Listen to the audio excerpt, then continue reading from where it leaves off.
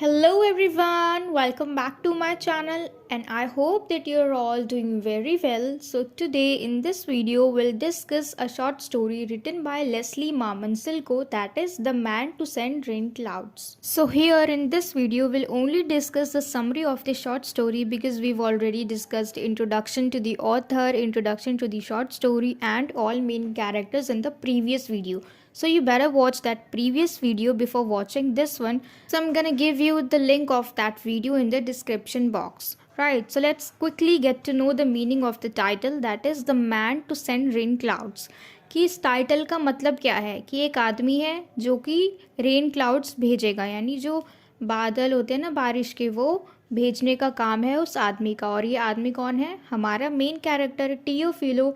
तो उसके बारे में अभी हम जानेंगे। तो जैसा कि हमने प्रीवियस वीडियो में देखा था कि इसके अंदर कन्फ्लिक्शन है दो विचारधारा की, दो व्यूज़ की, दो कल्चर्स की, दो रिलीजन की। ठीक है, अब जहाँ पे दो अलग अलग चीज़ें होती हैं, जो अलग अलग रिलीजन है, वहाँ पे टकराव होंगे, ऑब्वियस सी बात है। तो इसमें भी कुछ ऐसा ही है, लेकिन यहाँ पे मारम पिट्टी नहीं की गई है, इनमें टकराव है, लेकिन इन्होंने किस तरीके से अपनी बुद्धिमानी से, अपनी समझदारी से हर चीज़ को सॉल्व कर दिया बिना एक दूसरे की भावनाओं को ठेस पहुंचाए। ठीक है, यहाँ पे हमारे दो रिलीजन कौन कौन से हैं? पहला तो है क्रिश्चियन और दूसरा है अमेरिका का रहने वाला एक ट्राइब जिसका नाम है लगूना प्यूब्लो। ठीक है, लगूना प्यूब्लो, कंफ्यूज नहीं होना है कि ये क्या चीज़ है, इसका क्या मतलब है। ये एक ट्राइब का नाम है लगूना प्यूब्लो। ठीक है, तो यहाँ पे हमने दो रिलीजन को देखा, पहला क्रिश्चियन और दूसरा लगूना प्यूब्लो ट्राइब, जो कि अमेरिका का ही है। ठीक है, अमेरिका में ही बसा हुआ है ये ट्राइब। और जो हमारी ऑथर हैं लेस्ली मार्मन सिल्को, ये भी उसी ट्राइब से बिलोंग करती हैं। ठीक है, तो हमने दो रिलीजन देखे, पहला क्रिश्चियन और दूसरा लगूना प्यूब्लो ट्राइब। तो अब देखो, इस पूरी शॉर्ट स्टोरी में हम देखेंगे कि जो हमारा मेन कैरेक्टर है, यानी जो हमारा मेन कैरेक्टर कौन है? टियोफिलो, और इसी की डेथ हो जाती है। अब हम कहेंगे मेन कैरेक्टर ये और इसी की डेथ हो जाती है।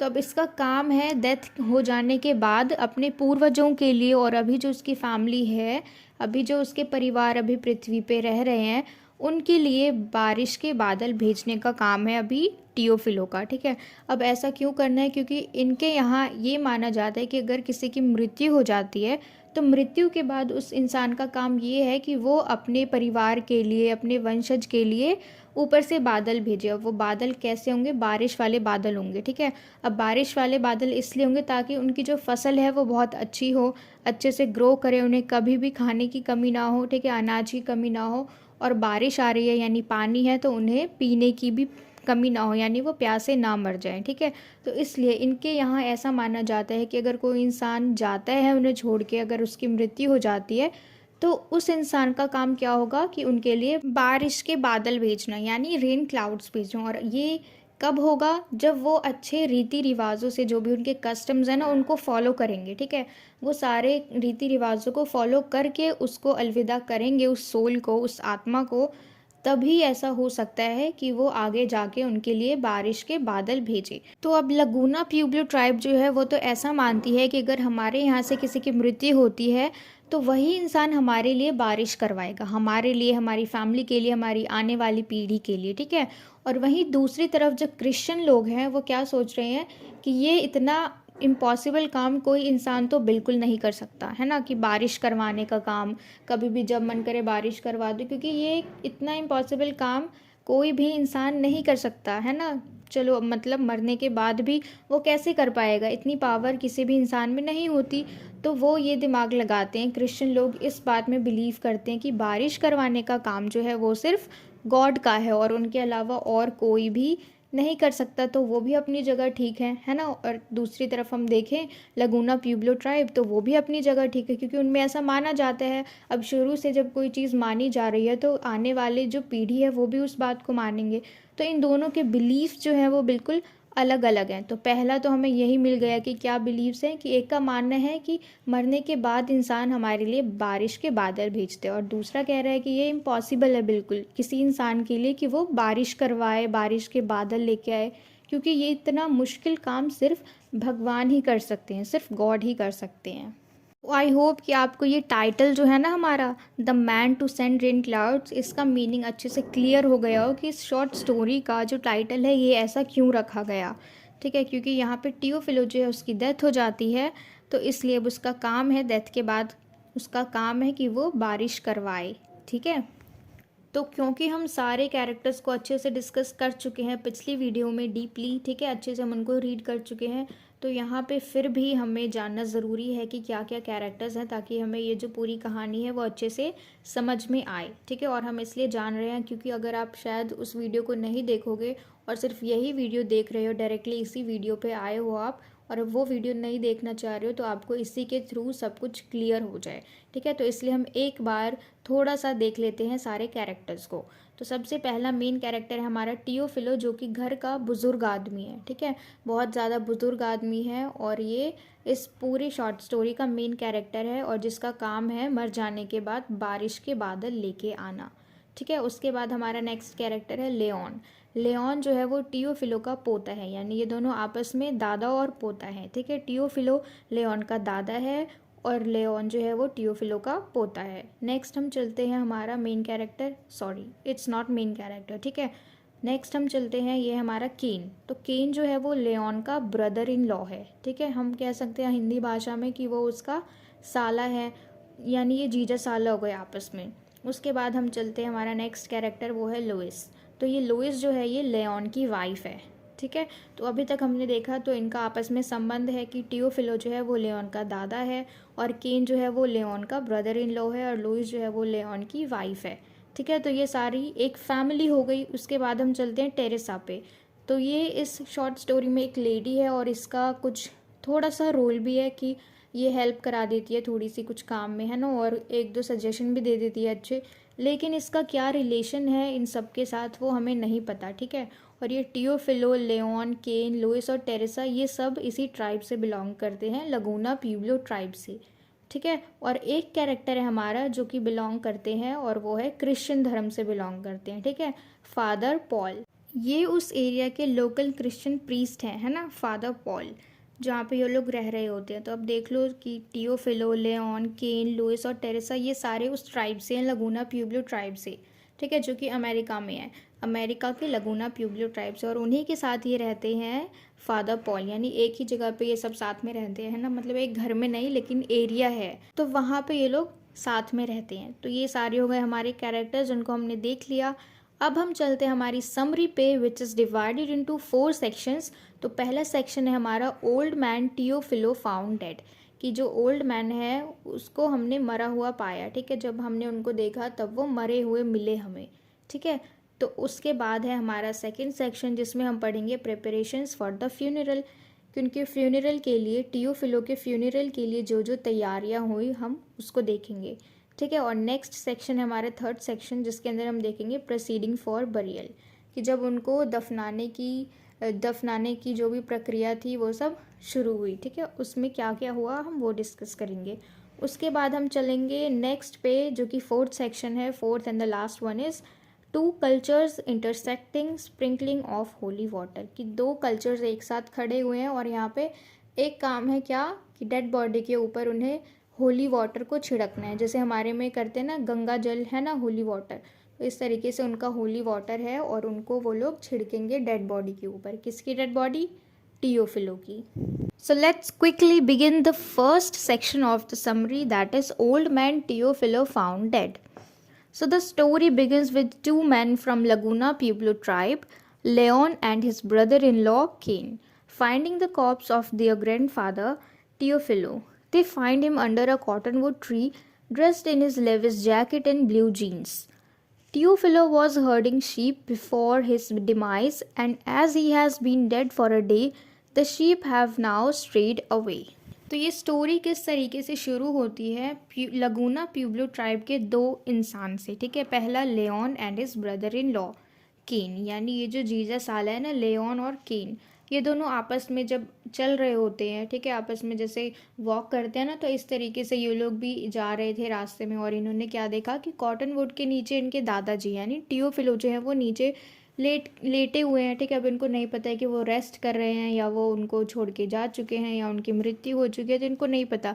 इनको नॉर्मली लग रहा है कि वो रेस्ट के लिए लेटे हुए हैं, क्योंकि उनका डेली रूटीन यही था टियोफिलो का कि वो हमेशा जो शीप्स होती हैं उनको चराने के लिए आते थे, भेड़ को चराने के लिए आते थे, और जितने में वो भेड़ें चर रही हैं उतने में वो थोड़ा रेस्ट करते थे लेट के, ठीक है। तो उनका रोज़ का रूटीन यही था। तो ये दोनों भी उनको देख के नहीं चौंके, है ना। उनको लग रहा था कि चलो रेस्ट कर रहे हैं दादाजी तो करने देते हैं। और फिर जब वो पास में गए तो उन्होंने देखा कि जो भी शीप्स थे ना वो बहुत दूर दूर चले गए, है ना। चरते चरते वो इधर उधर चले गए, क्योंकि अब कोई कंट्रोल करने के लिए है ही नहीं, और वो लोग तो बेचारे जानवर है, तो वो चरते चरते दूर चले गए। आधे तो मतलब दिख ही नहीं रहे थे, और कुछ कुछ दिख रहे थे जो आसपास चर रहे होंगे, है ना। तो जब वो गए उन्होंने देखा कि अब तो काफ़ी देर हो गई है कि टियोफिलो जो है वो मूव क्यों नहीं कर रहे हैं, दादाजी जो हैं वो बिल्कुल भी हिल ही नहीं रहे हैं, तो इतनी देर से क्यों लेटे हुए हैं। जब वो पास जाके देखते हैं तो उनको पता लगता है कि अब वो मर चुके हैं, और अभी नहीं, वो एक दिन पहले ही मर चुके हैं। इसलिए जो भी शीप्स हैं, जो भी भेड़ें हैं, वो इधर उधर जा चुकी हैं। और उन्होंने क्या कपड़े पहन रखे हैं, टियोफिलो ने, उनके दादाजी ने, Levi's jacket and blue jeans, ठीक है, ब्लू कलर का जीन्स और एक जैकेट पहन रखी है उनके दादाजी ने। और उनकी डेथ हो चुकी है एक दिन पहले ही, और इसीलिए जो सारी शीप्स हैं, जो सारी भेड़ें हैं, वो इधर उधर चली गई, भटक गए, दूर दूर चले गए। तो फिर इन दोनों ने क्या किया, चलिए आगे देखते हैं। Leon and Ken first gather the sheep and then begin the death ritual of their tribe in a bit for proper afterlife of their grandfather. अब देखो इन्होंने क्या किया। अब देखो इनको तो अच्छी तरीके से क्लियर हो गई ये बात, उन्होंने देख लिया अपने दादाजी को कि उनकी डेथ हो चुकी है अब।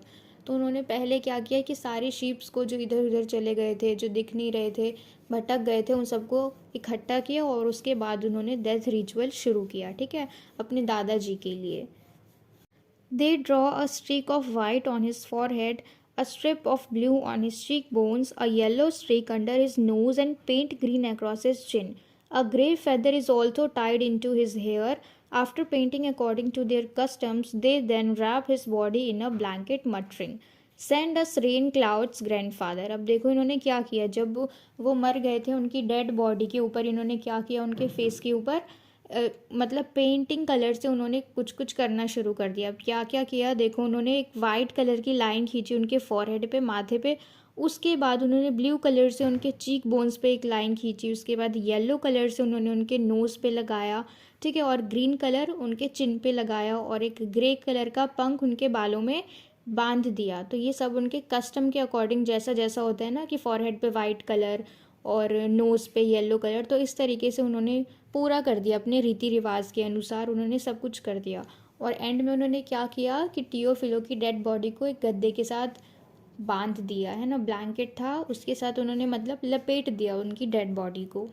और जब ये सब कर दिया तो उसके बाद इन्होंने क्या कहा, send us rain clouds grandfather, प्यार से, कि ग्रैंडफादर की दादाजी हमारे लिए रेन क्लाउड्स भेजिएगा, है ना, बारिश के बादल भेजिएगा। अब इन्होंने ऐसा क्यों किया, देखो इनके कस्टम में जो इन्होंने डेड बॉडी के फेस के ऊपर जो पेंट लगाया, green colour, white colour, yellow colour, और फिर बालों में इन्होंने ग्रे कलर का पंख लगाया, ऐसा क्यों किया, ऐसा इसलिए किया ताकि वो आफ्टर लाइफ जो उनका मतलब रीबर्थ होगा, जब दोबारा उनका जन्म होगा, तो ये उनको पहचान सके, है ना, so that they can recognise them in the next birth.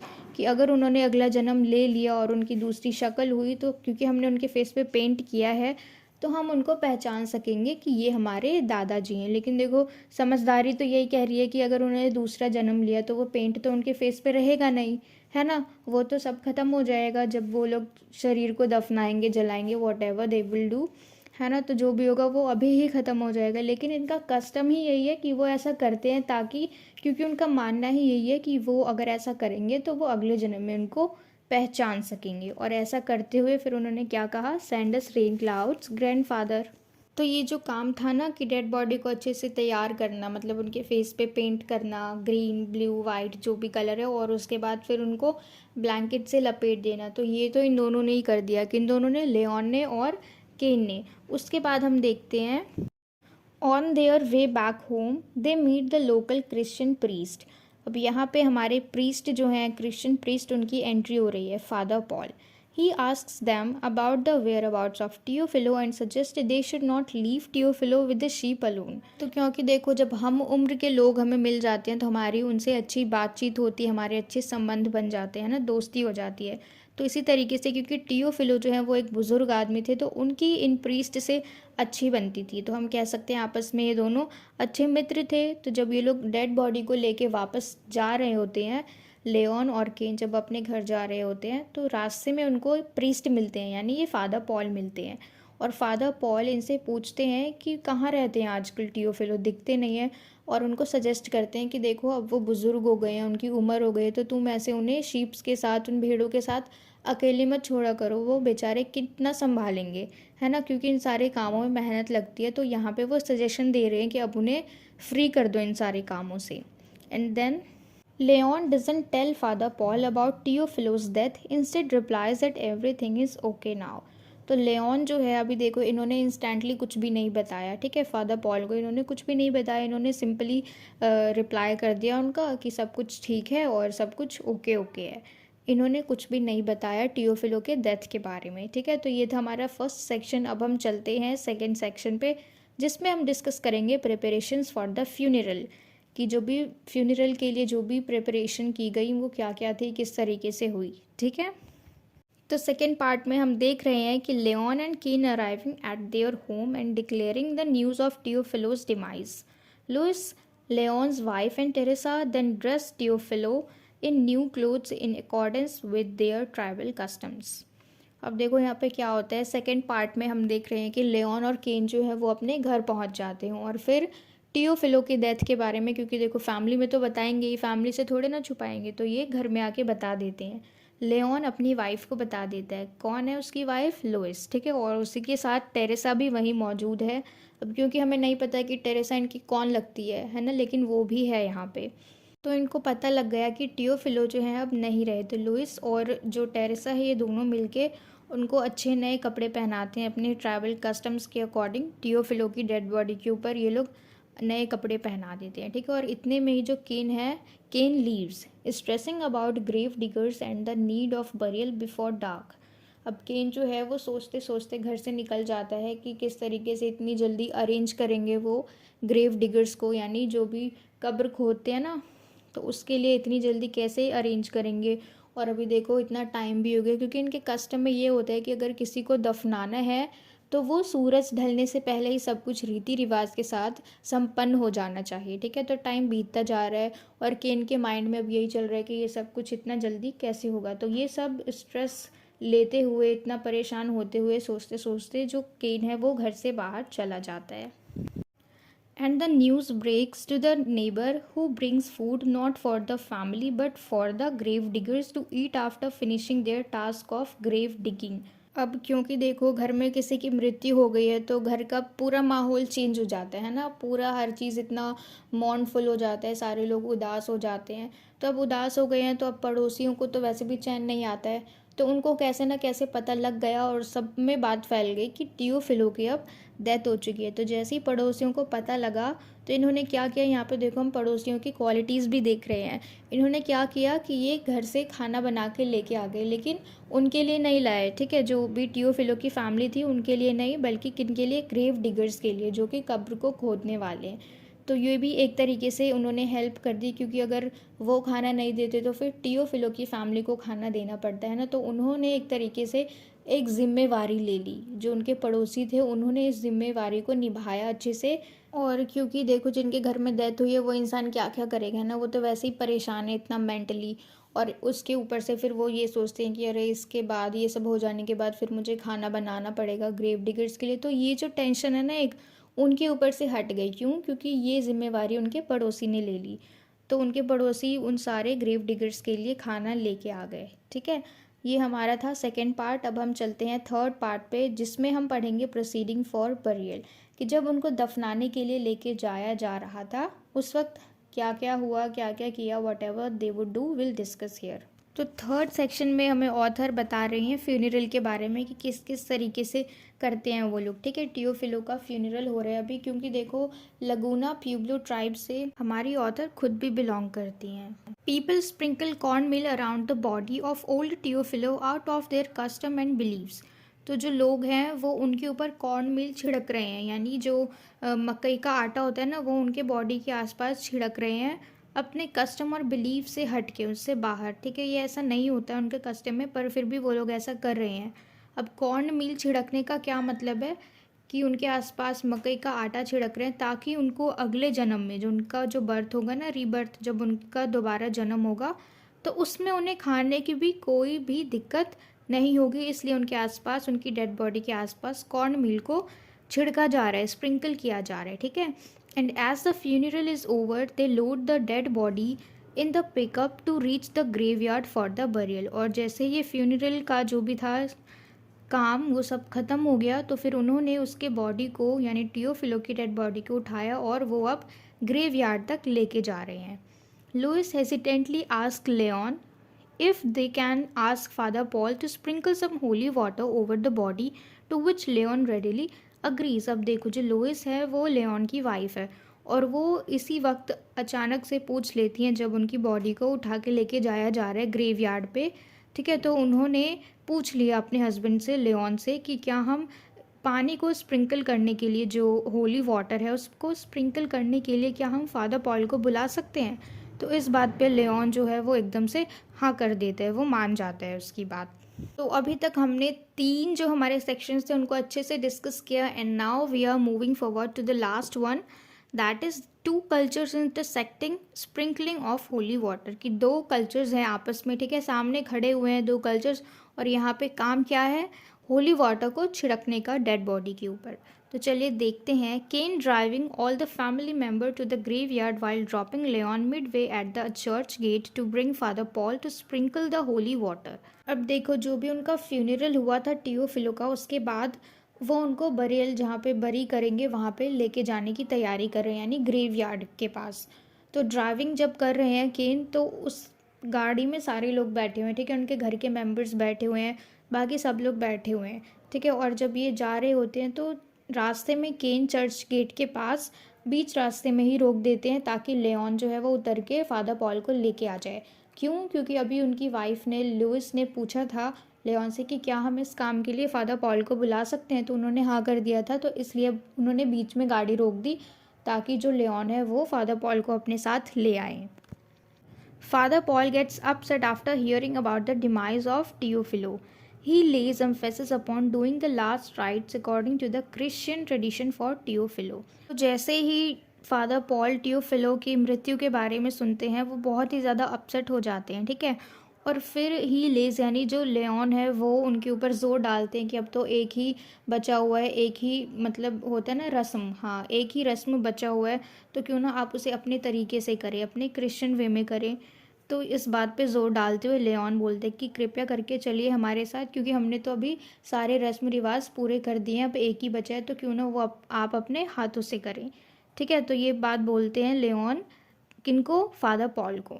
तो Father Paul initially refuses to sprinkle holy water on the body as the Christian burial tradition is not followed, but eventually relents to do same.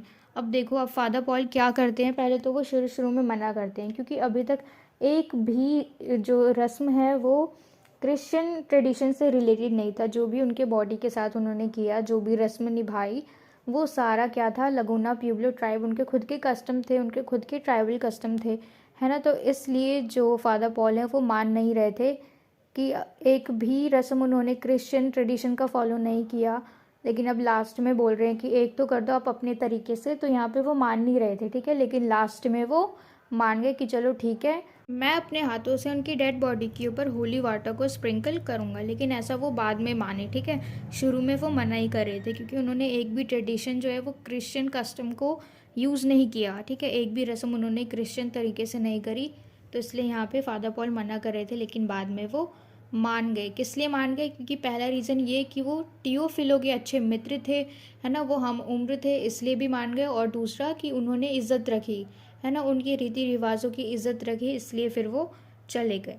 When Father Paul first sees Theophilo's body in the graveyard, he becomes skeptical.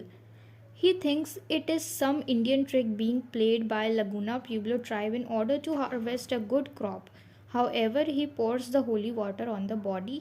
तो इसी के साथ जो father Paul है वो लेऑन के साथ चले जाते हैं ग्रेवयार्ड पे। अब जैसे ही वो देखते हैं टियोफिलो की डेड बॉडी को ग्रेवयार्ड के अंदर, वो बहुत ही ज़्यादा स्केप्टिकल से हो जाते हैं, बेचैन से हो जाते हैं उनकी डेड बॉडी को देख के।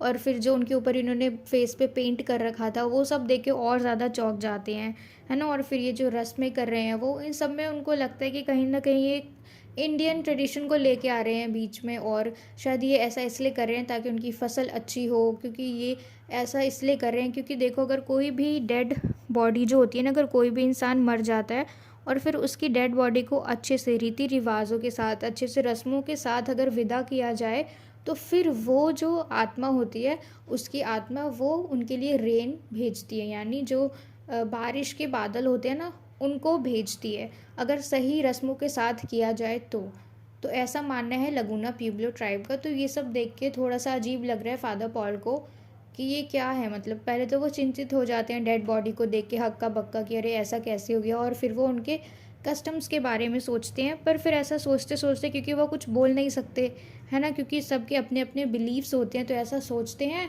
पर कुछ ज़्यादा बोलते नहीं हैं। और फिर जिस काम के लिए वो आए थे, वाटर को, होली वाटर को स्प्रिंकल करते हैं और फिर वापस चले जाते हैं। As Father Paul returns, Leon notices the sun setting down. He feels good as they finish all the ritual before sunset as per their tribal custom and traditions. अब देखो, जैसे ही फादर पॉल वापस जा रहे हैं तो ये एक चीज़ नोटिस करता है लेऑन कि सूरज जो है वो ढल रहा है, और फिर उसको अच्छा लगता है क्योंकि उनके अंदर एक रूल होता है, ठीक है, कि जो भी चीज़ें करनी है डेड बॉडी के साथ, जो भी रस्में हैं, उसको दफनाना है, वो सारी चीज़ें सूरज ढलने से पहले ही कर दी जाए। तो वो खुश हो रहा है ये बात सोच के कि चलो हमारा काम तो हो गया सूरज ढलने से पहले ही, ठीक है। जो भी उनके ट्राइबल कस्टम्स थे उनके अकॉर्डिंग उन्होंने सारी चीज़ें टाइम पे कर दी। Moreover, he is happy that the holy water has been sprinkled on the Teophilos body, which will bring them big thunder clouds for sure. और इसके अलावा वो और भी ज़्यादा इसलिए खुश है क्योंकि उन्होंने अब उनके तरफ से एक श्योरिटी हो गई कि अब तो हमें और भी ज़्यादा ठंडा क्लाउड्स मिलेंगे, यानी बरसने वाले, गरजने वाले बहुत ही ऐसे बादल मिलेंगे जिससे कि बहुत ज़्यादा बारिश होगी, और फिर ज़्यादा बारिश होगी तो हमें पानी की कमी नहीं होगी और फसल भी अच्छे से होगा। तो ये सोच के वो बहुत ही ज़्यादा खुश हो जाते हैं और उनके दिल में, दिमाग में एक श्योरिटी बैठ जाती है कि हाँ अब तो ऐसा होगा ही होगा। क्यों? क्योंकि अब तो उन्होंने होली वाटर को भी छिड़कवा दिया है फादर पॉल से उनकी बॉडी पे, तो इसलिए वो बहुत ज़्यादा खुश हो जाते हैं। तो यहाँ तक तो हमने समरी के अकॉर्डिंग हर चीज़ डिस्कस कर ली, जो कि 4 पार्ट में डिवाइडेड थी, 4 सेक्शंस में डिवाइड थी, और हमने एक एक सेक्शंस को बहुत ही अच्छे तरीके से ईजी लैंग्वेज में समझा। और मुझे उम्मीद है कि आपको ये शॉर्ट स्टोरी अच्छे से क्लियर हो गई। और जो थीम है ना कि 2 रिलीजन है, 2 सोच है, 2 व्यूज़ है, 2 विचारधारा है, और फिर भी लड़ाई नहीं हुई, हमें इससे सीखने को भी मिला कि देखो 2 अलग अलग रिलीजन है, ठीक है, और दोनों में अलग अलग रूल्स हैं, उन दोनों के अलग अलग बिलीव्स हैं, पर फिर भी इन्होंने लड़ाई नहीं करी है ना। कहीं कहीं लड़ाई हो जाती है, खुद को ऊंचा समझते हैं और सामने वाले को नीचा समझते हैं, लेकिन यहाँ पे उन्होंने अपनी बुद्धिमानी से, अपनी इंटेलिजेंस से और अंडरस्टैंडिंग से, समझदारी से हर चीज़ को अच्छे से सॉल्व किया। किसी की भावनाओं को यहाँ पे ठेस नहीं पहुँचा, ठीक है, क्योंकि यहाँ पे हमने देखा ना कि 2 कल्चर्स हैं। कैसे कल्चर्स हैं? एक, क्योंकि 2 रिलीजन है यहाँ पे, अब अलग अलग रिलीजन है तो उनके रीति रिवाज भी अलग होंगे, है ना, उनकी आस्था अलग होगी, क्योंकि वो खुद कहते हैं कि जो उनके भगवान है वो भी अलग ही होंगे, वो ऐसा मानते हैं, तो इसलिए। लेकिन यहाँ पे सिर्फ धर्म के आधार पे, सिर्फ रिलीजन के आधार पे उन्होंने लड़ाई नहीं करी, उन्होंने ह्यूमैनिटी को भी देखा एक तरीके से, ठीक है, क्योंकि अगर वो ह्यूमैनिटी को इग्नोर करते तो फिर यहाँ पे लड़ाई होनी पक्की थी, लेकिन यहाँ लड़ाई नहीं हुई। क्यों? क्योंकि उन्होंने अपनी समझदारी से काम लिया और सामने वाले की जो भी आस्था है, उनकी भावनाएं हैं, उसकी इज्जत करी। जैसा कि हम देख सकते हैं फादर पॉल ने जैसा किया है ना, उनका मन नहीं था, उनको अजीब लगी ये सब चीज़ जो भी वो कर रहे थे, कस्टम्स वगैरह, लेकिन फिर भी उन्होंने उनका साथ दिया। उनको अजीब लगा पर उन्होंने बोला नहीं, है ना, अगर बोलते तो फिर बात बढ़ जाती, लेकिन उन्होंने ऐसा नहीं किया, उनका साथ दिया। उनका जो काम था स्प्रिंकल करना होली वाटर, उन्होंने किया। तो इससे हमें भी यही सीख मिलता है कि अगर अलग है हमसे कोई तो हमें उसे नीचा नहीं दिखाना है ना, समझना है, क्योंकि वो भी अपनी जगह पे ठीक है और हम भी अपनी जगह पे ठीक है, तो हमें उनकी इज्जत करनी है। जो भी चीज़ वो कर रहे हैं, जो भी उनकी आस्था है जिस चीज़ में, हमें उनकी इज्जत करनी है। तो इस वीडियो में हमने सिर्फ समरी को डिस्कस किया है, और पर फिर भी मुझे लग रहा है कि आपको सब कुछ अच्छे से क्लियर हो गया होगा, पर आपको और अच्छे से जानना है, जैसे कि ये हमारे हो गए मेन कैरेक्टर्स और इंट्रोडक्शन टू द ऑथर, और अच्छे से क्लैरिटी चाहिए अगर इस पूरी शॉर्ट स्टोरी के थीम के बारे में, तो आप उस वीडियो को देखिए जिसका लिंक मैंने डिस्क्रिप्शन में दिया हुआ है, ठीक है एंड आई होप कि आपको ये अच्छे से समझ में आया हो एंड हर चीज़ क्लियर हो गई हो, कैरेक्टर्स वगैरह. And if so then please let me know in the comment box if you like this video, and share it with your friends as well so that they can get help from it. And yes, don't forget to subscribe my channel. Until we meet in the next video, keep learning.